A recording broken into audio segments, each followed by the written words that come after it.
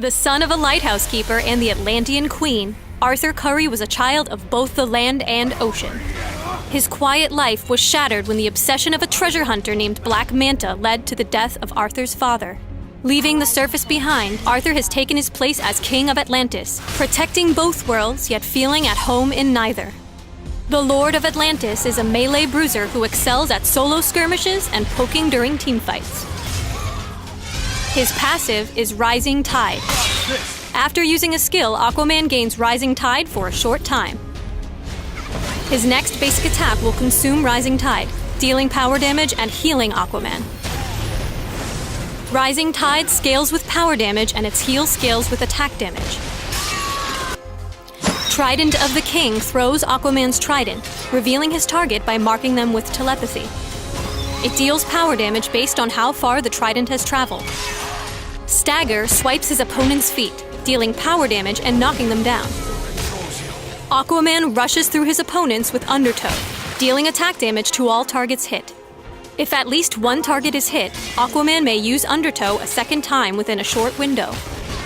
Aquaman's ultimate, Might of Atlantis, is locked until he deals damage with a skill.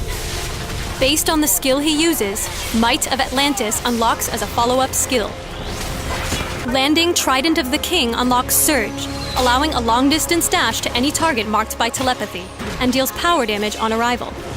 Stagger unlocks Wrath, which deals flat power damage plus additional damage equal to a percentage of the target's missing health. Lastly, Undertow unlocks Capsize, allowing an additional Undertow dash that stops at the first champion, deals attack damage, and flips the enemy champion behind Aquaman.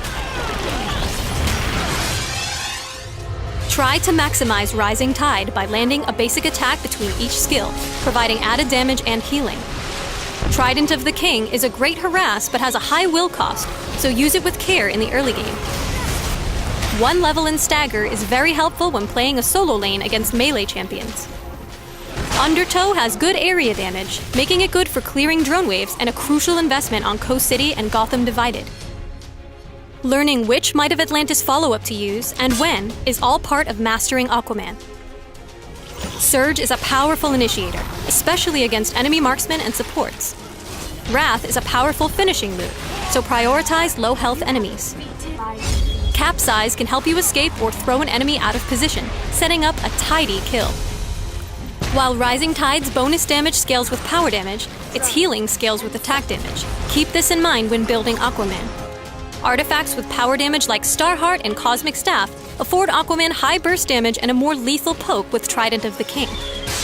His low cooldowns make it easy to burn through will, so consider artifacts with extra will or will regeneration. For extra health and a little crowd control, pick up Atlantean Royal Seal. Built with attack damage, Rising Tide gives you sustained damage and health recovery. Attack damage also increases Undertow's ability to clear drone waves. Try Huntress's Crossbow for cooldown reduction, and Atomic Axe and Codablade for more attack damage and penetration. For some extra durability, pick up Metallo's Heart or Fragment of Mogo. Aquaman's Super Strength gives you a short move speed boost after throwing an object. This stolen power shines in scenarios when you're looking to surprise from the jungle or escape when outmatched. Rule the land and the seven seas as Aquaman, Lord of Atlantis.